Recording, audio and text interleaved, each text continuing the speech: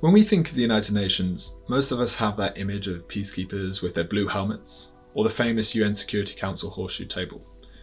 One thing that doesn't probably spring to mind is the war on terror. But over the past few years, this global effort to fight terrorism has found its way into the central functions of the United Nations system. It's now rapidly expanding across the institution. We think there's a real need for a serious reflection on what's happening. That's what our publication, The Fourth Pillar, did last year. We wanted to explore what this level of investment of counterterrorism meant, and whether this was such a good idea for the United Nations.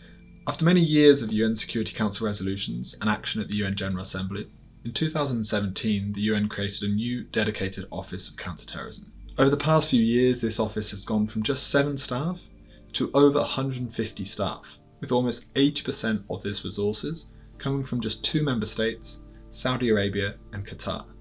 Now, counterterrorism work at the UN has over $500 million of programming in 2019 alone.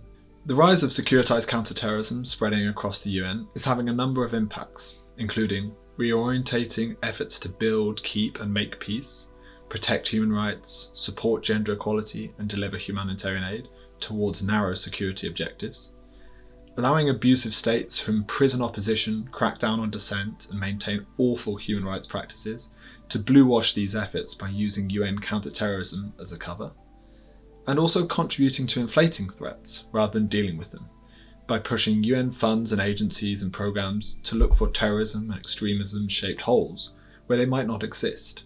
This is moving resources away from other pressing priorities of communities around the world in need. What do these things mean for the future of the United Nations system that we know? Well, we warn that allowing counter-terrorism to rise unchecked in the institution will have a number of important consequences. We think it's going to further diminish the UN's role in building peace and mediating conflicts. We think that it's going to make the dangerous job of being a peacekeeper even more dangerous.